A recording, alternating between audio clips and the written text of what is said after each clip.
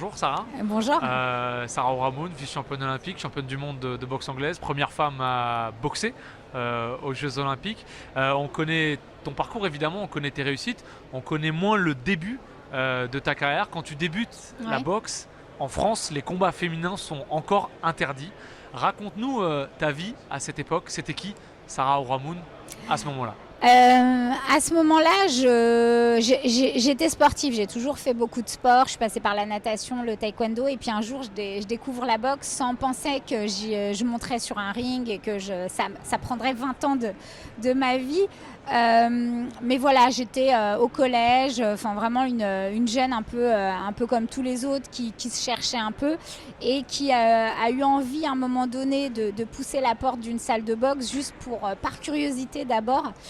Et j'y ai pris énormément de plaisir, l'envie d'apprendre, de aussi me confronter à moi-même. Il y avait envie de savoir un peu ce que j'avais dans les tripes et la boxe m'a beaucoup aidée à trouver des réponses, à savoir un peu qui j'étais, ce que j'étais capable de faire. Ça m'a vraiment donné confiance. Comment on fait pour s'imposer dans un monde essentiellement masculin à l'époque quand on est une fille, qu'on a 14 ans et qu'on mesure moins d'1,50 m? Au début, on a un peu peur, on serre les dents, on essaye de faire un peu comme tout le monde. C'est-à-dire que moi, j'essayais de repérer un boxeur dans la salle et je me disais, voilà, je vais me mettre à côté, je vais essayer de faire tout ce qu'il fait. Au sac, je vais essayer d'aller plus vite, frapper plus fort. Aux abdos, essayer de serrer les dents et de tenir un peu plus que lui. Et puis après, c'est finalement la répétition, le fait qu'on vous voit tous les jours. Les gens finalement s'habituent, arrêtent de vous dire que vous n'êtes pas à votre place. Et puis après, ce qui vraiment a fait que j'ai commencé à me faire respecter, c'est le premier combat, 99, où là, on me propose de monter sur un ring. J'accepte en me disant ça peut être sympa de voir ce que ça fait de vivre l'expérience du combat, parce que j'en entendais beaucoup parler. Mais le combat, c'est pas l'entraînement. Donc je voulais un peu savoir ce que ça faisait d'être sur un ring face à un public, ressentir toutes les émotions. Et quand je reviens de la salle, après ce combat-là, je sens que les choses ont changé. Parce que j'ai passé le cap du combat, parce que certains dans la salle n'ont jamais osé, ils sont restés pratiquer la boxe en loisir. Et puis petit à petit, on commence à m'accepter, à me respecter. Puis il y a les titres qui font que voilà, je crois que vraiment j'ai acquis ma place presque par la force des points, hein, mais en montant sur le ring et en acceptant à un moment donné de prendre des coups et puis en suivant un peu les codes, hein, comme tout le monde. Hein. Entre le début et la fin de ta carrière, entre ton premier combat et le 265e, le dernier, à Rio, on a l'impression qu'il se passe une faille spatio-temporelle, c'est-à-dire qu'on part d'un moment où les combats féminins sont autorisés mais pas compris, pas Ouais. appréciés, à une femme médaillée olympique pour la France. C'est complètement fou parce qu'il y a 20 ans entre mes premiers pas sur un ring et puis ma fin de carrière. Et c'est vrai que ça a été une accélération, notamment sur la fin, et elle a été permise par l'intégration aux Jeux Olympiques. Mais ouais, j'ai presque le sentiment d'avoir vu grandir la boxe au féminin. Et c'est chouette parce que j'imaginais pas ça. Enfin, moi, je m'imaginais même pas sur un ring olympique. Et à un moment donné, de se dire qu'on a la possibilité de vivre un événement aussi extraordinaire. Et pour moi, de finir ma carrière comme ça sur ces jeux, c'est presque un conte de fées, quoi. Je suis allée au bout de ce que je pouvais faire. Non, je suis pleinement satisfaite de toute cette carrière. J'ai énormément appris entre ce premier combat et ce dernier à Rio. Et je pense pour moi, ce qui a été fort, c'est de me dire comment je fais pour capitaliser sur ces 20 ans, pour transmettre et me dire que tout ça n'est pas perdu et ne meurt pas à Rio. Quand on part d'aussi loin et qu'on arrive aussi loin, de quoi on est le plus fier à la fin? Forcément le parcours, parce que quand on arrive au bout, on fait un peu le bilan du chemin parcouru, des moments difficiles, de ceux qu'on a pu surmonter aussi, de tout ce qu'on a appris.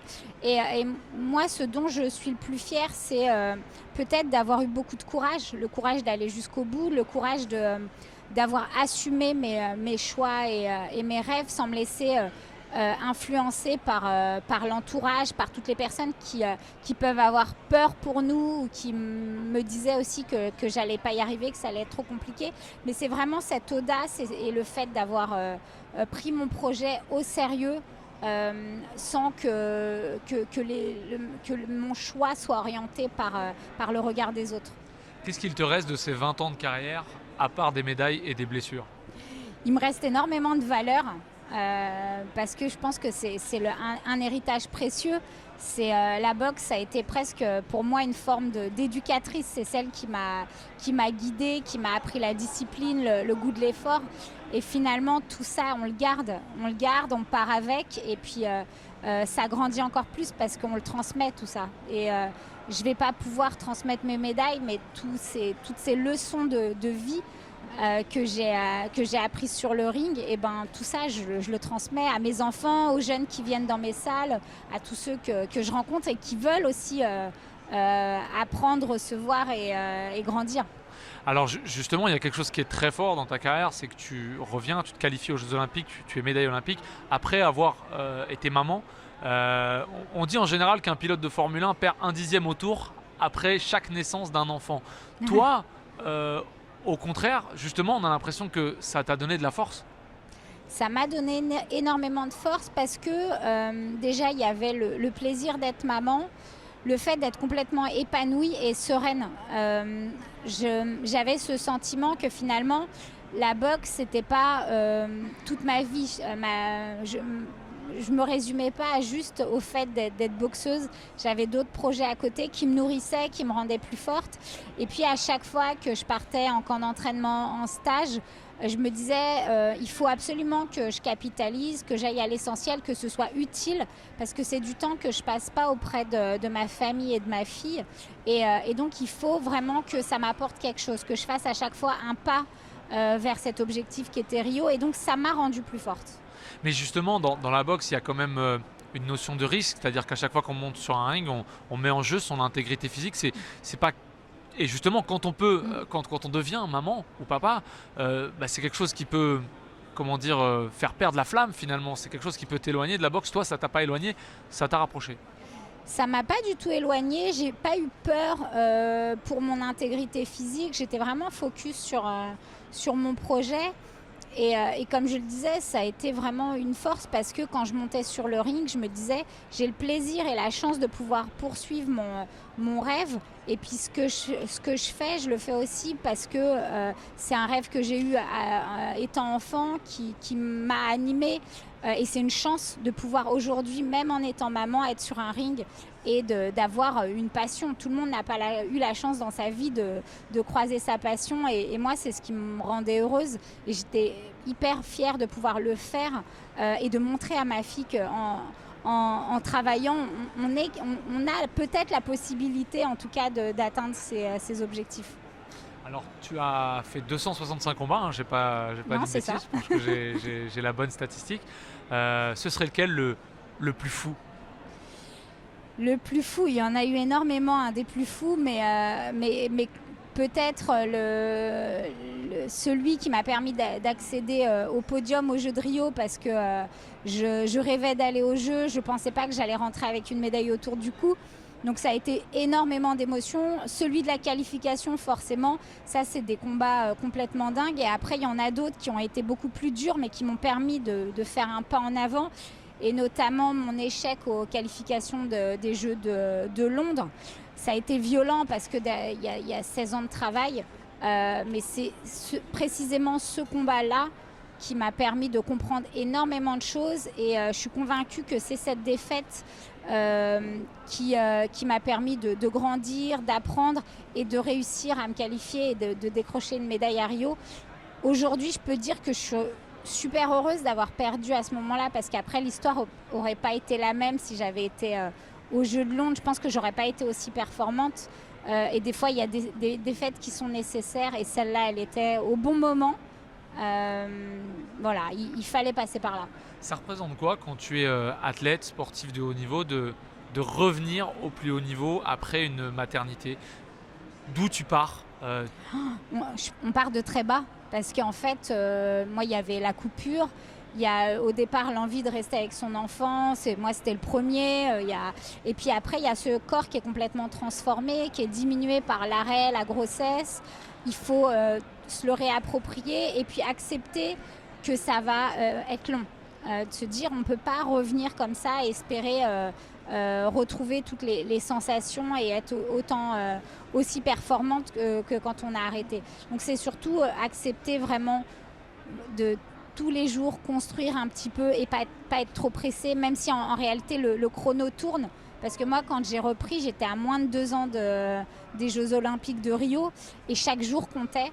Mais il faut accepter. Accepter ça, accepter que l'entourage, les entraîneurs de l'équipe de France, les coéquipiers, les concurrents vous voient petit. Mais c'est pas grave. Tant qu'on y croit et tant qu'on avance, voilà, on est sur le bon chemin. Alors tu vas comprendre à la fin de ma question que c'est la question de quelqu'un qui n'a pas d'enfant, mais qu'est-ce qui est plus fort, être médaillée olympique ou d'être maman? C'est d'être maman, c'est incomparable. C'est incomparable. Même si forcément une médaille olympique, c'est beau, mais avoir un enfant, tu comprendras. Justement, tu penses que dans la vie, toi qui es retraité aujourd'hui, est-ce qu'on peut vivre des sensations aussi fortes que celles qu'on vit dans la boxe? Écoute, j'ai fait plein de sports. J'ai jamais retrouvé ce que j'ai vécu sur un ring et c'est pour ça que j'y suis retournée plusieurs fois. C'est pour ça aussi que j'ai eu du mal à arrêter. Aujourd'hui, c'est des sensations qui me manquent forcément, même si je suis heureuse dans tout ce que je fais.